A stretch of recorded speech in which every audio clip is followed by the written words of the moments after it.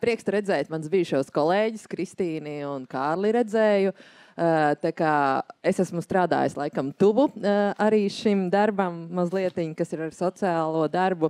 Savā laikā esmu sākusi, starp citu, savu profesionālo karjeru strādājot Valsts bērnu tiesību aizsardzības centrā, bet vairāk kā biroja administrātore.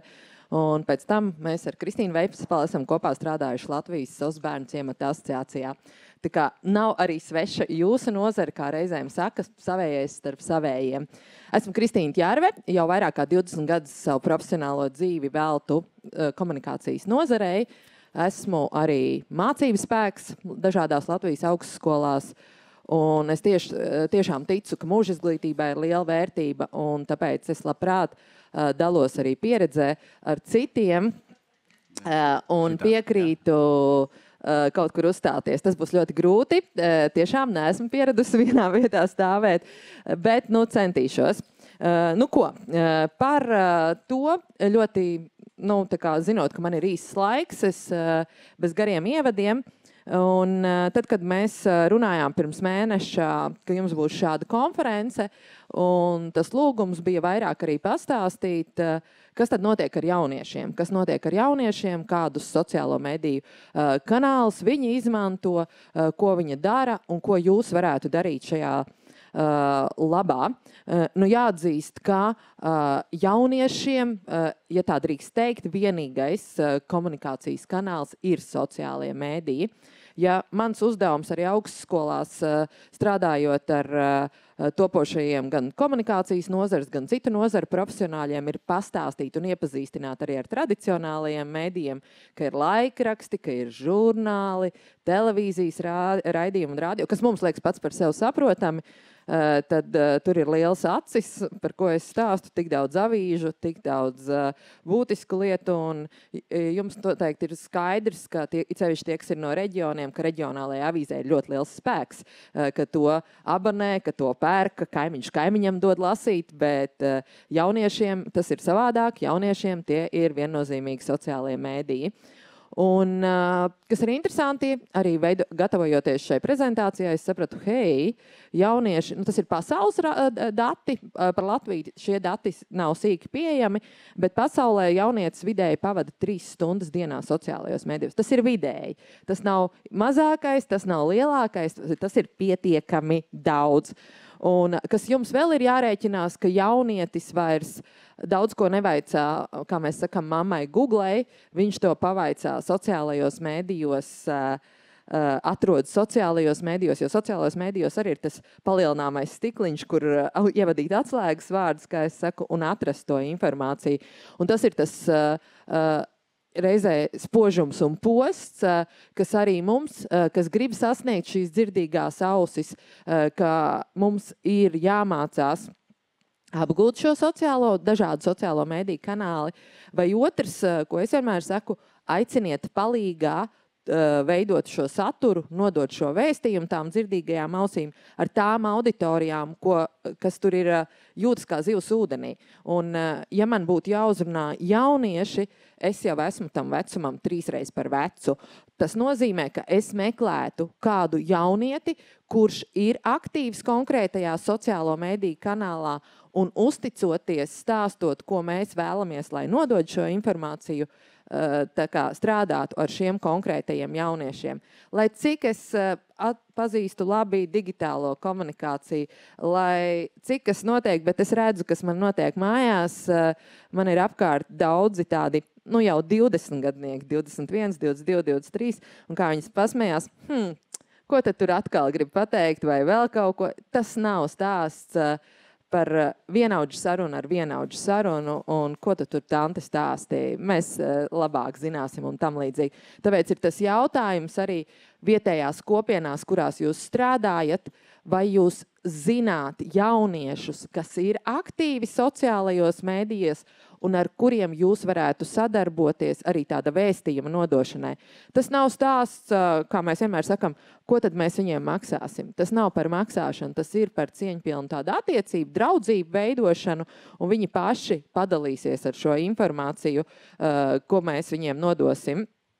Un šeit tas skats par tām 3 stundām vidēji dienā bija jauniešiem vecumā no 16 līdz 24 gadiem, kas ir interesanti pētot arī pasaules datus.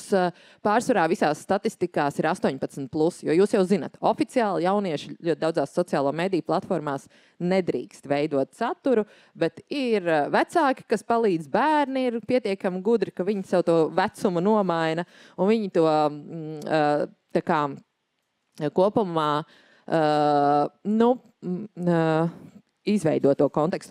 Kas vēl mums ir jāņem vērā Latvijā, ka mums ir tiešām 91% Latvijas iedzīvotāju regulāri izmanto internetu. Un tur ir no agras jaunības līdz sirmām vecumam. Katram ir tie savi sociālo mediju kanāli, bet viņi to izmanto. Kāpēc tas ir? Tāpēc, ka mums ir tiešām salīdzinot ar daudzām Eiropas valstīm un citu pasaules valstu kontekstu ļoti labs interneta pārklājums pirmkārt Latvijā un ir pietiekami saprātīgas izmaksas arī tā saucamajam telefona abonēšanai un interneta abonēšanai. Un lielākajā daļā izglītības iestāžu, ne tikai izglītības iestāžu, tur, kur jaunieši tuvumā apgrozās, ir pieejams arī Wi-Fi. Ja telefonā nav tas bezlimita Wi-Fi, un jūs jau zinat, jauniešiem, ja jūs viņiem paprasat, ko tu man nevari piezvanīt, viņiem jau nav uz telefona piezvanīšanas poga. Tur ir tikai un vienīgi uzrakstīt tev WhatsAppā vai ierunāt WhatsAppā ziņu vai komunicēt šais sociālajos mēdījos. Ja varētu uzzīmēt telefonu, kā mums kādreiz zvanīšanas pogu, tā zvanīšanas poga vai atbildēšanas poga būtu nosvītrota.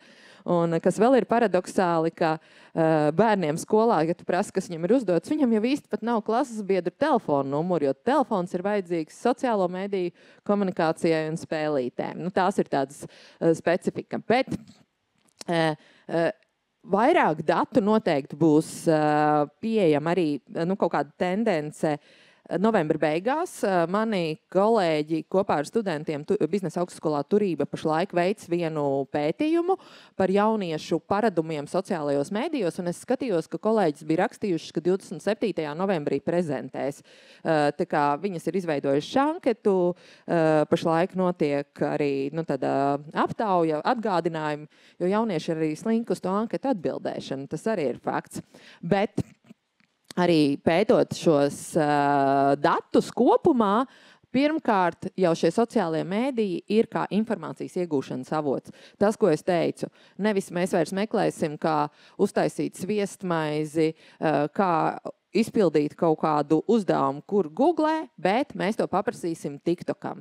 TikToks principā ir tāds pasaules karalis jauniešiem. Kaut gan dati rāda, kas man pašai bija pārsteidzoši gatavojot šo prezentāciju, jo es nekad nebiju tik šauri tieši uz jauniešiem koncentrējusies, ka vēl joprojām pirmajā vietā pēc lietošanas daudzuma pasaulē ir Instagram, kaut gan mums liekas, ka TikTok, bet tas ir, tā kā neredzot īstos datus, bet viņi ir ļoti tuvu. Un arī vienmēr pavaicājot jauniešiem, kur jūs esat, ko jūs darat, tas ir viennozīmīgi arī TikToks.